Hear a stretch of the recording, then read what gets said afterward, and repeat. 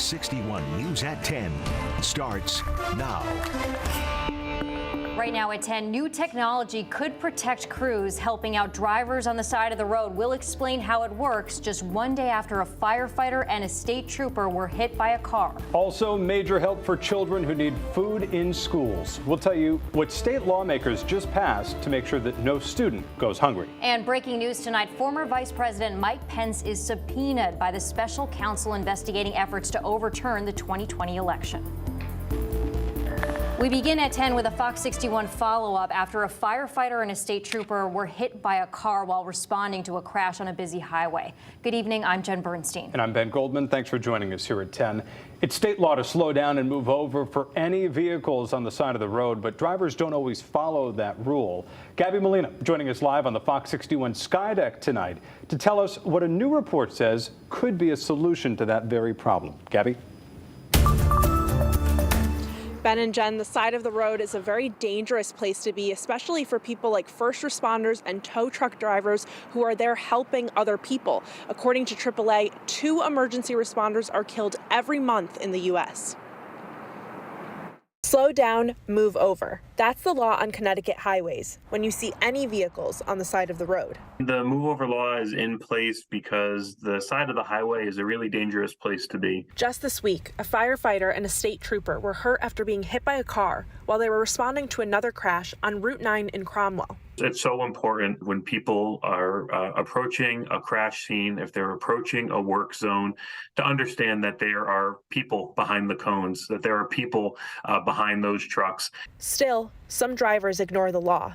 A new study by the AAA Foundation for Traffic Safety found that one of the most effective ways to grab drivers' attention is using electronic signs. Whether they were static at the roadside or on a vehicle, a tow vehicle, or a construction vehicle that actually had the messaging to slow down and move over. It found that the odds of a vehicle moving over were 95% higher when the signage was used. The Department of Transportation says they are used in some cases on our highways. We use the VMS boards when and where we can. Some of these other incidents are just set up with flares and road cones. They don't necessarily have the flexibility to set up trucks with flashing lights. Which is why ultimately it's up to drivers to pay attention when they get behind the wheel.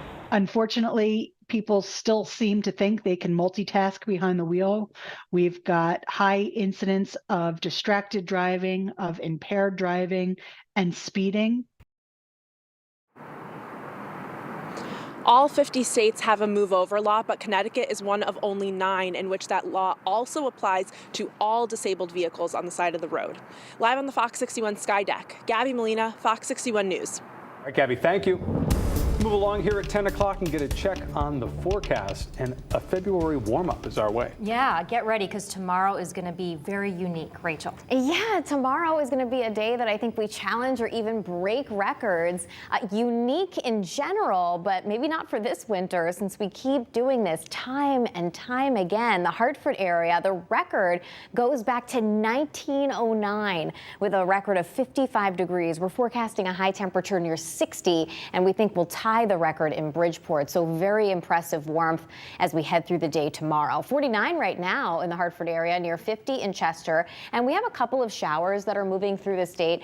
This is not going to amount to a whole lot. Again, just a couple of maybe drips on the windshields, but that's about it here in northeastern Connecticut right now. Storrs, Chaplin. This is the only batch of showers coming through for tonight, after which you'll notice temperatures hold steady or even rise as we head towards daybreak. So right out of the gate, it's a warm start tomorrow with temperatures beginning near 50 at 6 a.m. So you do not need any winter jacket tomorrow, and we'll rebound into the mid and upper 50s as we head through the afternoon. It will be windy, but we have plenty of sunshine so you can enjoy the day outside. It is cooler but not cold this weekend. We'll talk about your Super Bowl weekend forecast coming up.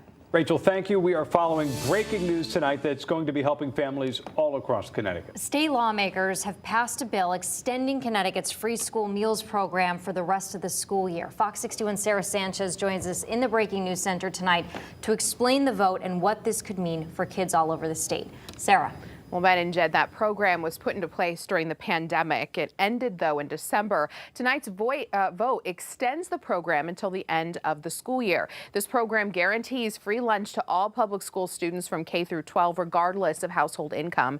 The House and Senate each passed the bill unanimously, and Governor Ned Lamont says he'll sign it into law. In a statement tonight, Governor Lamont says the free school meal program, quote, has helped ensure thousands of young children have access to nutritious food, which is an essential component of learning, and has provided a financial break for many middle-class families. The bill also extends budgetary guardrails until at least 2028. They were first put in place back in 2017. The governor's administration says the safeguards have strengthened Connecticut's reserves and helped pay down billions in pension debt. In the Breaking News Center, I'm Sarah Sanchez. Ben? Welcome news to many families out there, Sarah. Thank you. We are also following breaking news tonight in Washington, D.C. Former Vice President Mike Pence has been subpoenaed by the special counsel looking into former President Donald Trump's efforts to overturn the 2020 election results. A source tells the Associated Press that special counsel Jack Smith served the subpoena to Pence in recent days. This comes as Pence considers launching a presidential bid against Trump himself.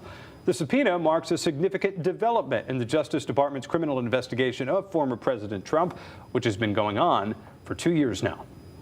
Well, new at 10, a school superintendent in Prospect and Beacon Falls pleaded guilty to a reckless driving charge while on a trip in Florida last month. Region 16 Superintendent Michael Yaman was originally charged with driving under the influence, but it was reduced when he appeared in court. Yaman released a statement saying an incident occurred while he was visiting his father to help with medical care. Yaman goes on to say, quote, "I am truly sorry for this lapse in judgment and take full responsibility for my actions. I recognize that as the superintendent of schools, my conduct reflects poorly on the region." Well, tonight, a Waterbury police lieutenant is facing a new charge of carrying a gun while under the influence. David Balness turned himself in today. Back in October, Balness crashed his car after veering off the road. He was taken to the hospital and then charged with driving under the influence. He was off duty at the time. The additional charge was based on a review by the Waterbury State's Attorney's Office. Balness is currently on administrative leave during the investigation. He's due back in court at the end of the month.